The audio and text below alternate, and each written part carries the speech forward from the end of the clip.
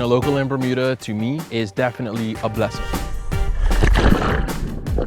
I wake up every day thankful to be living on such an amazingly beautiful place. Lots of culture, lots of diversity, a melting pot, like a sauce, like a salsa. Definitely a gem of the Atlantic.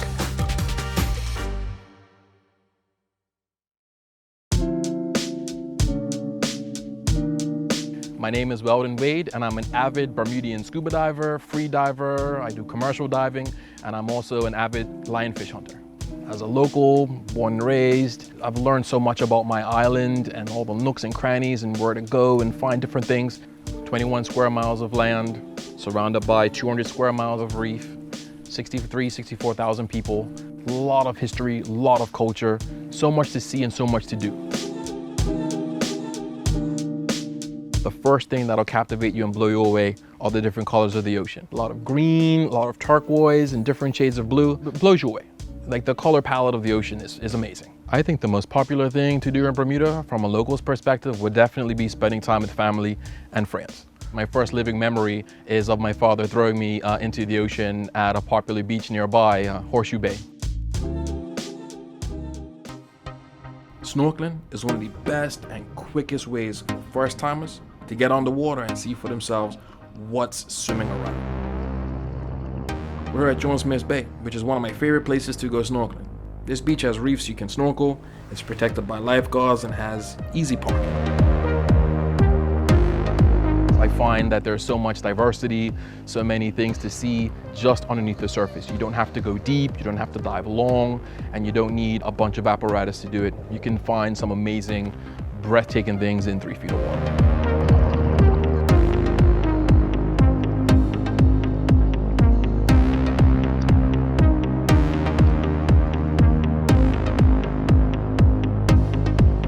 An amazing place to visit, my favorite spot, right here on Bermuda's South Shore, Jobson's Cove. Swimming pool-like conditions, turquoise water, stunning. And that crispy Bermuda pink sand. Look at that. See all the pink granules? That's all interspersed within the white sand. We've got some seashells in there. Fun fact is that the pink sand is actually way thicker than this the further you get offshore.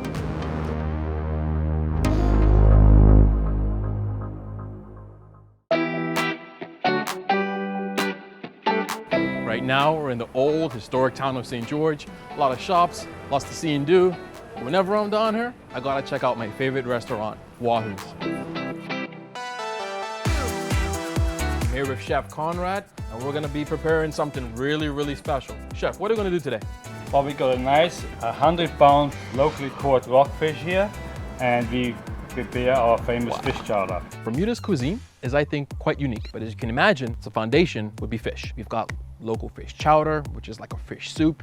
We love fried fish, we love baked fish. We're surrounded by the ocean, and it provides for us and get a little bit higher and not look like I'm struggling too much. The color looks great, the texture is great. This is what I expect from coming to Wahoo's. Thank you so much. Well, thank you.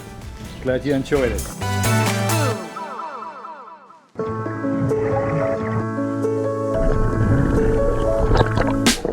I started diving around 2007, 2008 as my bucket list item.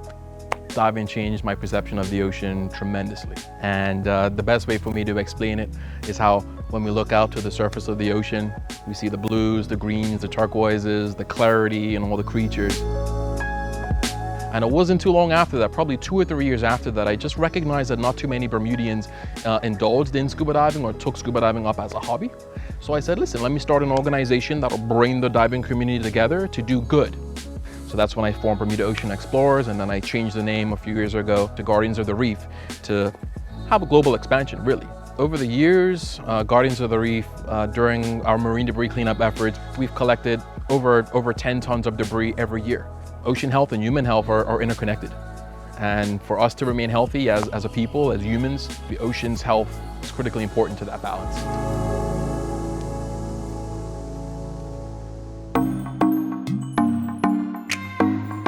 Just about to get underway and do some wreck diving. The conditions look amazing. I got my dive buddy Rachel here that's gonna be checking things out with me. We're gonna make our way around to South Shore and check out a couple of wrecks. There's actually quite a few along Bermuda's South Shore. Captain's ready. We're good to go. We're heading out to the Hermes off of the South Shore for a little wreck dive. That's well received. Have fun. Bermuda has one of the highest concentrations of shipwrecks around the world because of our barrier reef around the island. If you can imagine, Bermuda sits in the crater of a very extinct volcano, and that crater creates a ring of reef around Bermuda. And back in the day, and even to this day, with technology, if you don't know where you're going, you don't know how to navigate, those sharp, jagged rocks will cause damage to your boat.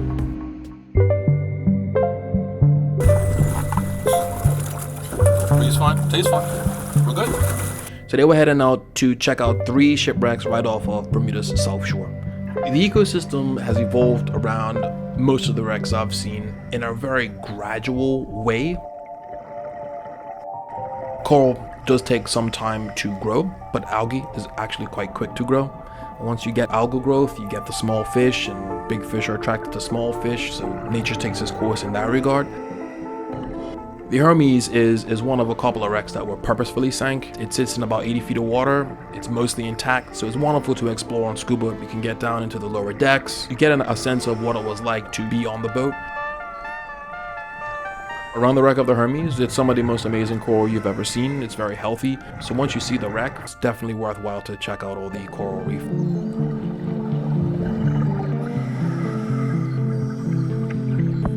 We dive because we love to see what's under the surface of the ocean. And when we see anything affecting that, it naturally becomes a, let me protect this environment as much as I can.